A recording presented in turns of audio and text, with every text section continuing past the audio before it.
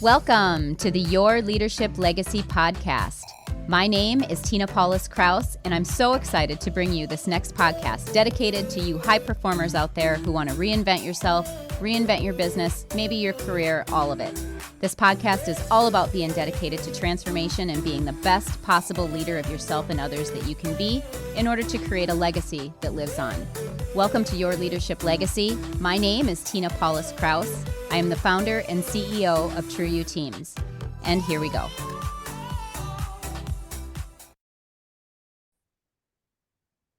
Hey everyone, welcome to Your Leadership Legacy. My name is Tina Paulus-Krause, and for not the first time, probably the second time, maybe even the third time, I think it's the second time, we've got Araceli Esparza with us, and I'm super excited to have you. Hello, how are you?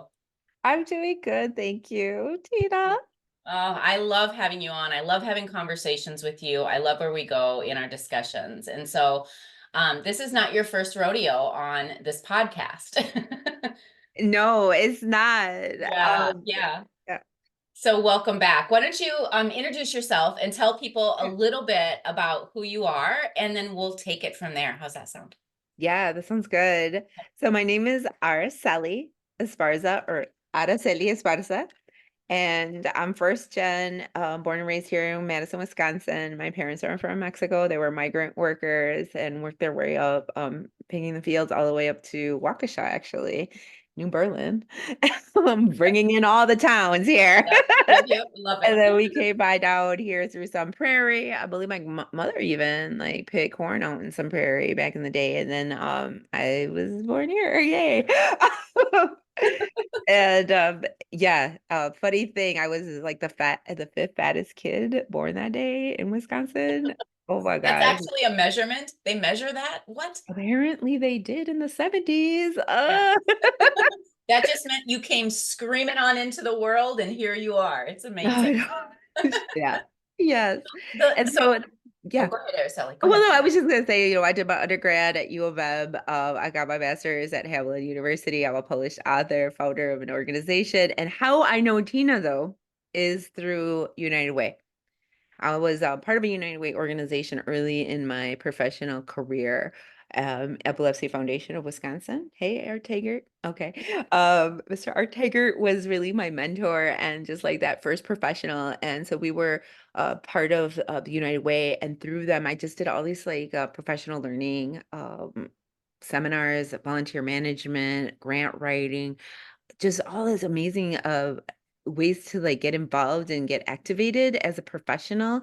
And it really helped me grow. And 360 Oh, God. United Women of Dane County Yeah. got invited, and through Tina's leadership, just yeah, we did vision day board. I mean, just all kinds of stuff. Oh, mentor speed dating and mentor dating, or I don't, we just like Whatever you want to call it. yes, we would do all these vision retreats. I was part of a book club with you all. You did a book club even.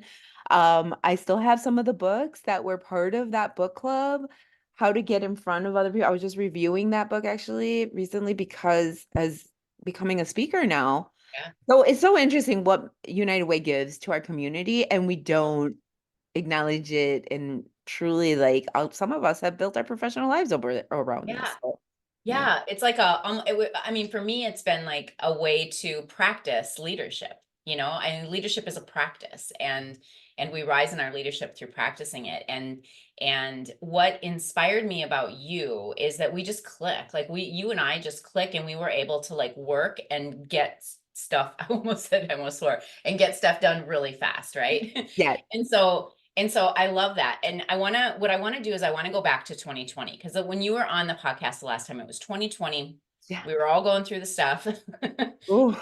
It was what it was. So I would love for you to talk about your journey through that, because who you were then versus who you're showing up as today is, like you said, 360. And I'd love for you to talk about your journey and what that looked like and what that process was.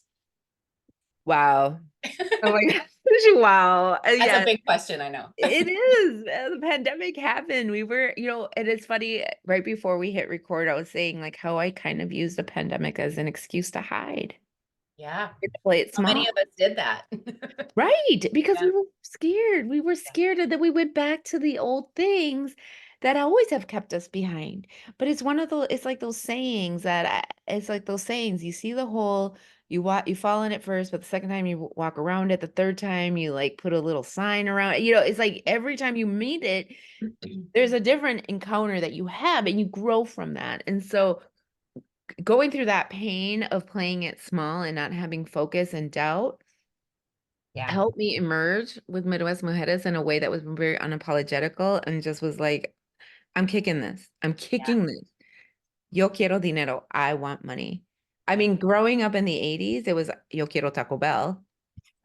And then in the late 90s, J-Lo gives us Yo quiero dinero and says, I want the money. It came out like 3, 4 years ago, actually, now.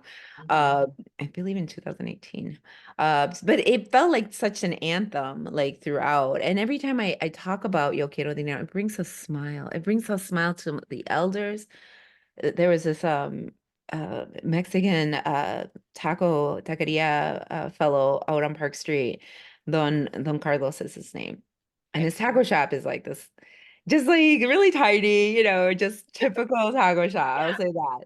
Yeah. It doesn't even have menu. Okay. It was like literally whatever the man wanted to make that day. And it was That's good. It was always good. yeah. And I show him my flyer and he smiles so big and he repeats it. He's like, I want money too. And it was like this joke that finally broke everything, right? Because it's like we sweat, we hard work, we work hard. But at the end of the day, do we really say what we want? Yeah. Do we really say that we want money and what for? Yeah. Because it's not about really wanting the money, it's about wanting the opportunities that money afford us Right. and the lay and it's the options that we get. And a lot of times for first gen and migrant workers and folks like Don Carlos, it's really about your family. Yeah. It's really about supporting your family. And so during that time, I might have played it small, but I think it was also too as a mother we were heavily mothering, heavily mothering. I was making breakfast even, like I was doing all 3 meals, like Like, who am I? right, exactly. We were like making bread for heaven's sakes. Yeah. Bread became very popular. Making Mhm. bread because we had to go about back to the basics because at the very least, if we knew how to make bread, then we could survive. Now it's like 4 years later, and it's like, oh, amnesia. No, please don't forget No. how small you had to go to get as big as you are now. Ooh, I And feel like you that's should repeat that. we need it. Don't forget how small you had to go. So Yeah. how big you can go now. Yeah, because it came out of a lot of I had racial discrimination done to me in 2019. I had worked up all my career working my way up in nonprofit industry and so forth. And it was so devastating, being told I couldn't be a founder, being told that I was underqualified Yeah. for running a nonprofit. Yeah. And here we are, like putting Right. on Yeah. It over. reminds me about tell me I can't do it. Please just tell me I can't do it. Because Oh when my you God. tell me I can't do it, I'm gonna, go through hell and back to actually make it happen. And that's what I've seen you do. I've literally watched it online. So it's been really, really cool. So when you say you have, going small to get big, how did that play out for you then after 2020 was over? Like in the last 3 years, how has that played out for you? I mean, I look at your background and I just smile. Thank you. Yes, I mean, I've started by surrounding myself with people who really want to support me. People who have different skills than me, understanding that I don't need to have all the skills in order to do this. I contract folks outside of Wisconsin even, but there's still brown and black folks that are very creative and know how to make this pop. And they're also willing to take the time, to go as slow as I need them to go or go as fast as I need us to go. And so that was really important. Also just having a bunch of sessions where I was talking about the mission and the vision and I would craft about it. I would do a vision board. I would, obviously the graphic design stuff that I've done over the years and played around. Some of it, yes, not all of it did I do. I mean, some of it, yes, but most of it was like there was a structure given to me that I paid top dollar for. Mhm. And thank goodness for the PPI, the PP double, Yeah. whatever it was, loan. Grants. 'Cause- Huh?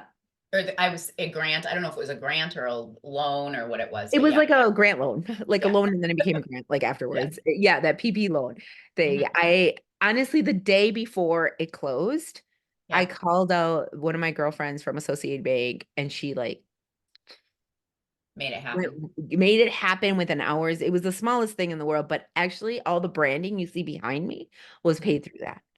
Was Yeah, paid through that in our website. Our first time we had an official website. See, I had been cobbling this website together for a very long time because I was cheap. I got to do this on my own, blow myself up by my own strength. Yes, like yeah. all of those things, right? Like all of Mhm. that Norwegian like etiquette that I wasn't even born into, but somehow through osmosis, like Yeah. I have this, yeah, I have this aura of of that ways of doing But things. that's part of But starting a small business, right? I mean, when we start the small business, it's me, myself, and I.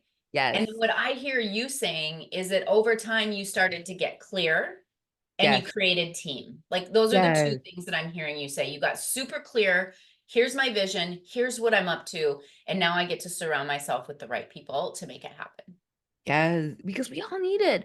We all need to close the gender wage gap. And Mhm. it has to, Latinas and Black women are paid 55 cents to the American dollar standard. We are losing billions of dollars by you not paying us what we deserve and what we're worth. Right. And we're losing economy, jobs, all kinds of things. And it's like, why are we hoarding this resource that it could only help more people?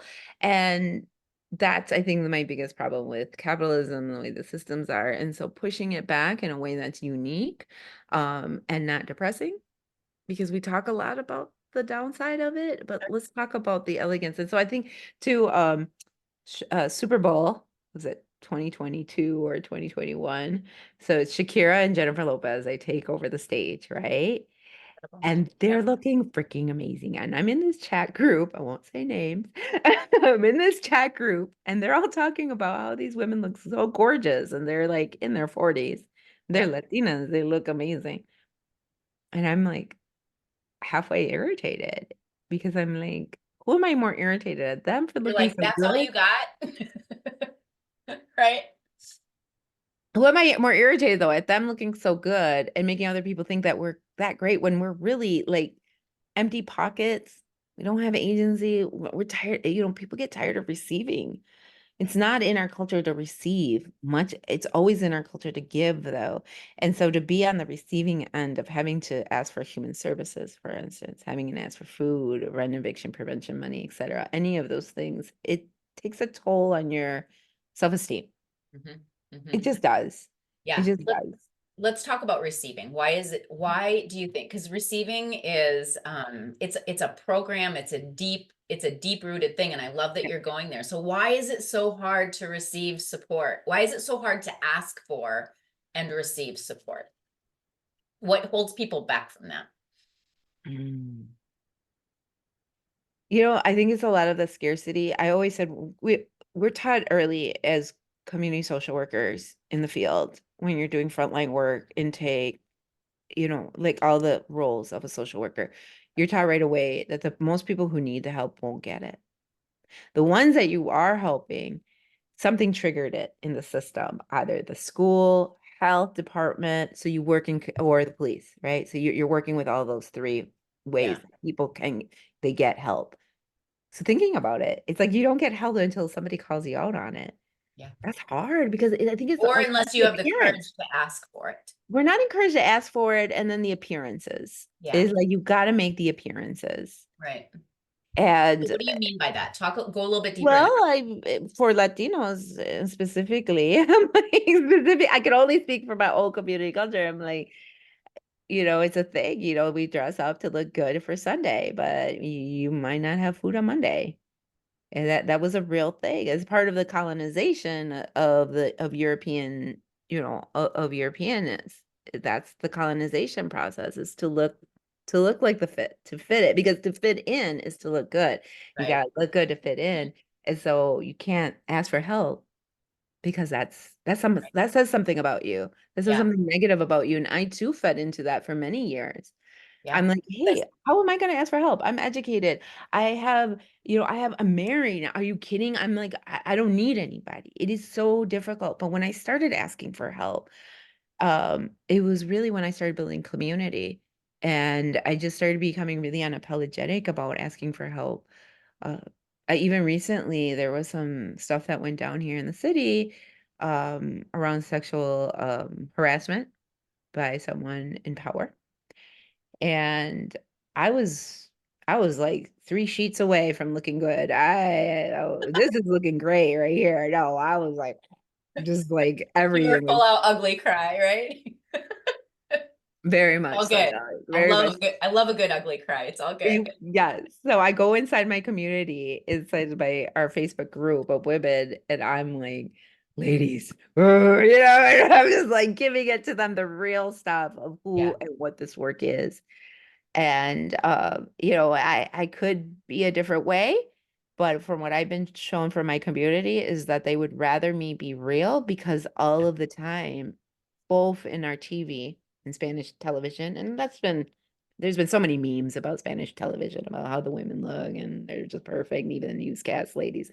It's just kind of funny, but they appreciate that because on all other aspects, we're showing the J-Los and Shakiras. Nothing wrong with them. I love J-Lo. I love Shakira. There's nothing wrong with the way they have to do that because it's a job, but that's not our job. Yeah. Yeah. We go into comparison, right? Like if We I'm not that, do. then I'm not good enough. If I'm not that, instead of just like, again, what I'm hearing you say is authenticity, right? Those Mm. masks that we put on to look good, the mask that we put on to fit in, the mask that we put into, whatever that is. But like for me, after 22 years in corporate, when I stepped away and really Mm. started thinking about it, I had 16,000 masks on, right? Like, and I didn't even know who the real me actually was. So what my experience with you, Araceli, is that you give people permission to be authentic because you're so incredibly real and raw and authentic. And in hearing what you're saying, like that's really what it is. When you show up and you're ugly crying in a Facebook group, people pay attention to that. They're like, oh my goodness, I was feeling that same thing, but my masks weren't Yes. giving me permission to actually just say and be that person. So And what would you, oh, go ahead. no, and of course I did it like in our headquarters over at Starting Block, and I'm like, look, ladies, look, this is where I'm at. Like I show them like what kind of nest I'm making for all of us for Mhm. this organization at the same time. But I can't do that at the detriment of my own health. Like that's the women that I love that are telling me right now. They're like, you got to take care of you so that the more better you Yeah. are, the better you're going to show up for this role that, God has given you this role now. Like, you're leading this. You're So leading people and freeing their voice. You got to look the part though. We got to get you to the point where you're, financially you're doing this. If not, people are going to think that you have like some sort of foundation, like money behind you or something. And I'm like, yeah, none of that's true. yeah. Okay. Araceli, even when people have a million, bazillion dollars behind them, Right. even sometimes those masks they're not able to let go of those masks, right? So like what would you tell people if somebody's listening to this and going, yeah, I hear what you're saying, but I still feel the need to be perfect. I still have to Oh. show up in perfection. So talk about your journey to self-care. Like how did you go, Mm. oh, if I'm not a whole, I can't really carry out my mission? Because the more whole we are, the more capacity it creates for us to do that. So how did you find that?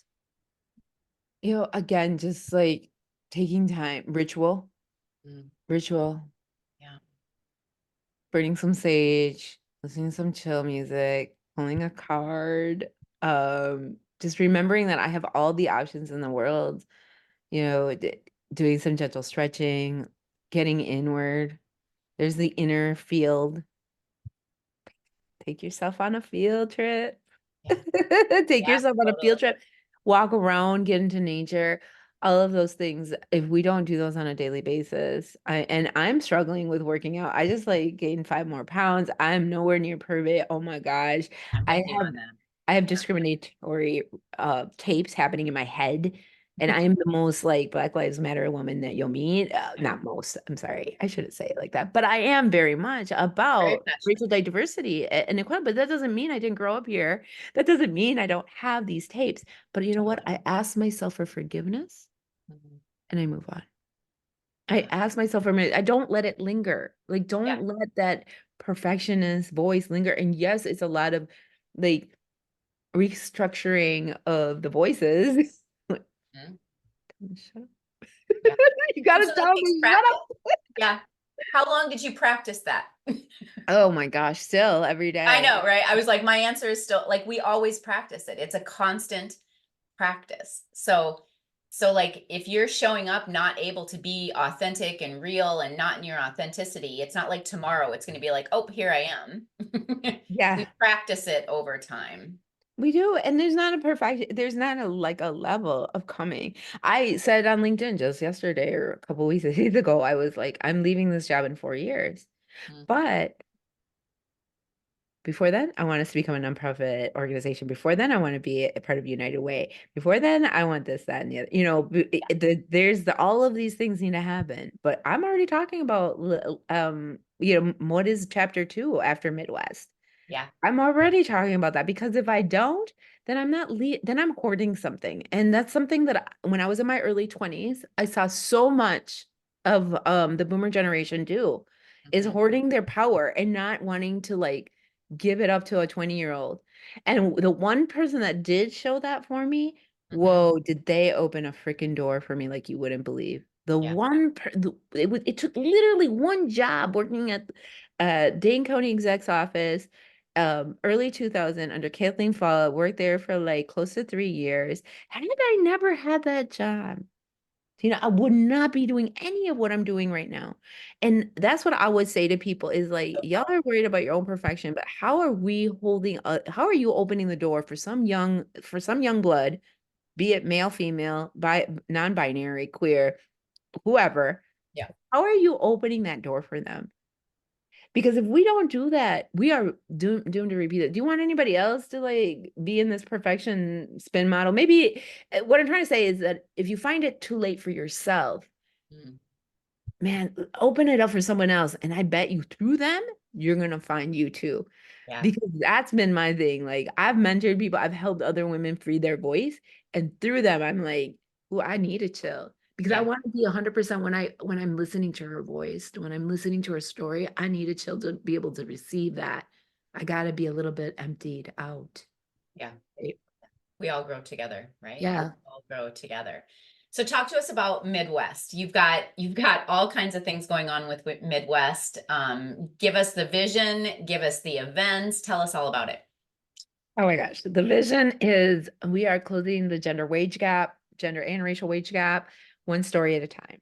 Mm. We assist women with workshops that are about financial wellness, but mainly we assist them in freeing their voice. We teach them corporate storytelling skills.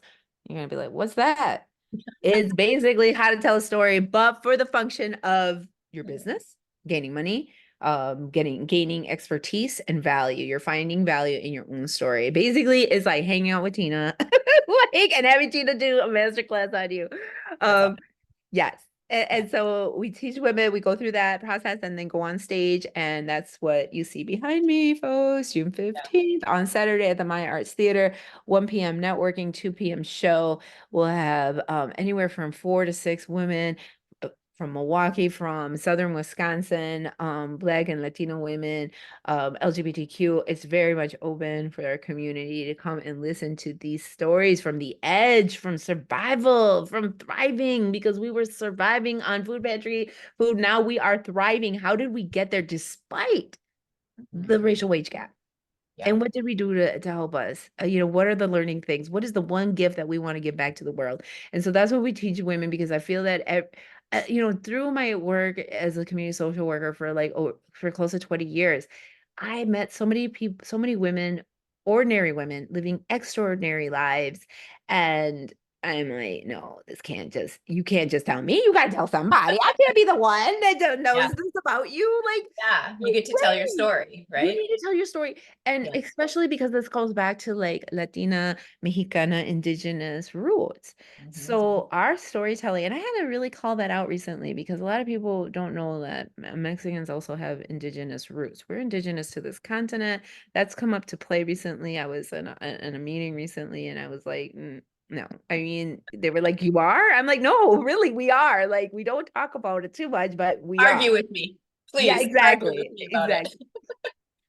Storytelling, oral traditions, that's indigenous. That's indigenous to a lot of communities, though. It's not just to this northern continent. I think globally to any community, oral tradition, oral storytelling is how we've gotten to this part of our world. Um, and so we teach these women how to do that in a way that's not just talking about survival. Let's talk about how we thrived and kind of gaining from like the things that have stepped back, have held us back. And so that's where that's coming from. And so yeah, we've been, this is year 3, 4. We got a beautiful board and they're helping us. We have lots of volunteers.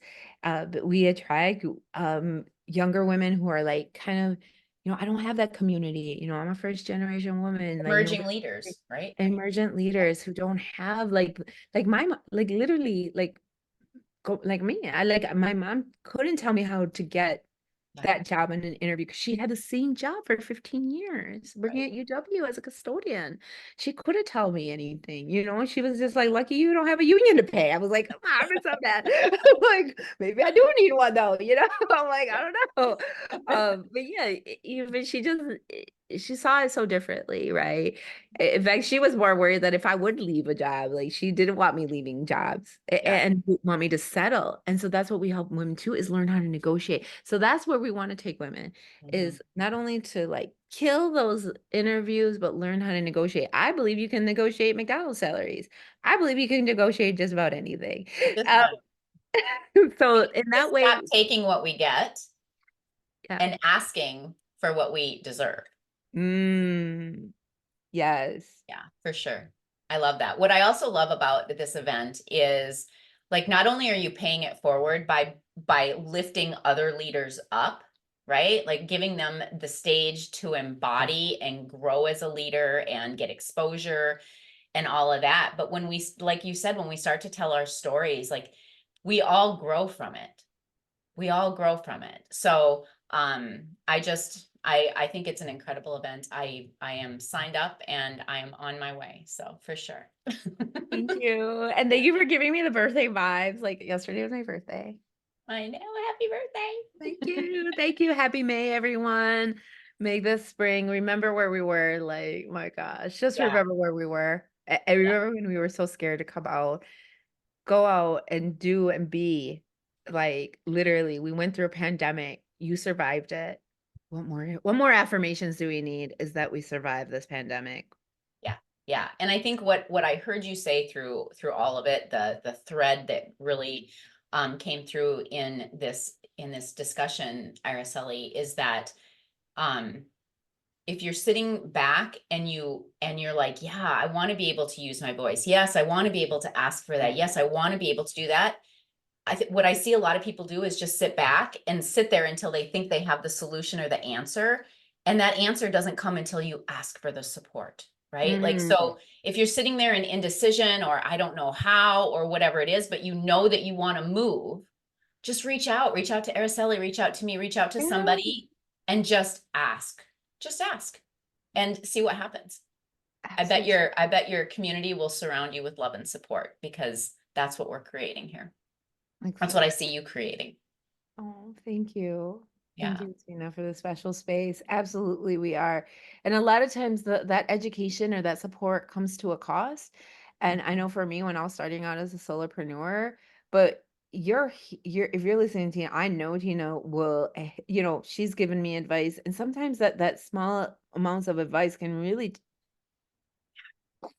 just, yeah, ignite you. And that's why I told somebody last night, ignite yourself, activate yourself, please ask for help because if we don't, people want you to succeed. We desperately need you to succeed more now World than ever. desperately needs you to succeed. Yeah. Yeah, I love it. I love it. So your leadership legacy, what is the legacy? I mean, I feel like this is kind of a Yes. silly question for you, right? Because like it's so obvious, but like talk about the intentional legacy that you're creating right now. So freaks like me are okay. I love freaks like you. I don't mind being a freak. Like, sorry, y'all. You got Hey, two Gen Xers in the same room. We're gonna talk. yeah. We're gonna talk. Um, but so what is the legacy? Oh my gosh. Remember what the legacy used to be before we had the internet, right? I mean, it used to be like if somebody scrawled something somewhere. Ooh, you're like, oh, they left a legacy. Like they left something in the bathroom for us. You're like, well, I can read Yeah, something in the bathroom. That's right. like that's passing a note. I saw somebody, we were watching a movie and they were passing notes, and I was like, they're texting Kitsa in real time. They're texting. Yeah. And she's like, my daughter was just like aghast. She could not. And just watching his expression change as he's reading this piece of paper, I'm like, that's what texting does. But now we sped it all up. So that whole expression. So when I think about what I'm leaving as far as legacy, what am I leaving? I think I'm part of that circle. That circle, the storytelling sacred circle, and allowing other people to come in to that circle that thought they couldn't, shouldn't be part of that circle. Yeah. And then that to me is my legacy, is that I'll be the one that kind of breaks the circle and says, I don't care, I'm letting the freaks in. Come on. Sorry. You Hey, let me in. Now you got to let everybody in. Basically, girl. if you let me in, it means that you got to let everybody in. Yeah. That's kind of like what I'm saying to the world. It's Yeah. like, yeah, I was able to get the education. Now everybody has to. Like, I was able to do this after I thought I was going to die, like Yeah. because of abuse or et cetera, et cetera, et cetera. Now everybody gets to go in. Right. Yeah, that's what we need. It's so powerful. I mean, I see you leaving a legacy of building leaders of leaders. Yeah. For real. I mean, you are lifting people up one person at a time and giving them the skill sets and the tools that they need to really go out and create the life that they were meant to create. So that's super powerful. And I want to thank you for that work. It's really important work. Thank you, Tina. And I Yes. want to thank you too for the space, this beautiful space that we get to be as candid as we want to be, and also learn some great leadership techniques and tips and encouragement, because it is lonely out here on a Friday night. I'm like, we're getting tired now. I'm not trying to like go places after 9 o'clock. Plug Ditto. in your Tina, plug her, and do your yoga while you're hanging out with her, because that's what I'm doing. Yeah. I'm learning from all my leadership folks through podcasting at night. Get your yoga night weekend with Tina and hang out, because that's how we learn. It That's how is. we learn, is by listening to other folks talking about their challenges in leadership as Yeah. well. And so, Yeah. yeah. Thank And you. you made a really good point earlier about, we're programmed generations after generations after generations programmed that we're supposed to do it on our own. I'm supposed to have all the answers. I'm supposed to be independent and know how to do that. And when I ask for support, it's a sign of weakness. And we get to bust that. It's Mm, old school thinking. Asking for yes. support equals I'm creating team. Asking for support means I'm creating community. Asking for support means we're building this together. Nobody's alone anymore. You're only alone if you choose to be alone. And so if you're out there and you're listening to this, just reach out to somebody, because I guarantee you, when you reach out to either pay it forward or support someone else or whatever, it automatically has a way of shifting you back into your own self-leadership. So a beautiful conversation, Araceli. It's always amazing to connect with you. Where can people find you? www.midwestmujeres, that's mujeres.com, or you can visit me at araceliesparza.com as well. Yeah, I had to have two. Okay, yeah, I know. And We're you're all talking to recovering perfectionists here, yeah, right. okay? I hear you. I hear you on that one. And you're all over social media. And yes, and a little bit on TikTok now. So There you go. my I Z gotta go find friends, you on TikTok. yes, to my Z friends, y'all find me on TikTok and we can hang. Just no more social media outlets. Like no more. Like enough is enough. Oh my gosh, that's just scratching the surface. They have Discord. They've invented so much, the Be Real ones. Yeah. Like I Speaking was of like, which, what's Be Real? Quetzal was like doing this Be Real thing. And I was like, what Yeah. are you, what? Wait, that was a joke. I'm like, you guys took a joke and made it into a platform? No way. Yeah. Reddit. I mean, there's just so many. And then it's so niche, right? It's so niche. So yeah, join Midwest Mujeres. It will become your thing too. Anyways, thank you so much.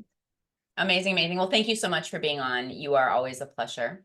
That ends our episode of Your Leadership Legacy, everyone. Thank you for tuning in, and we will see you next time. Bye. Bye. My name is Tina Paulus-Krause, and I thank you so much for tuning in. I hope you enjoyed the show. Check out our programs and events at trueyouteams.com. And until next time, make it an amazing day.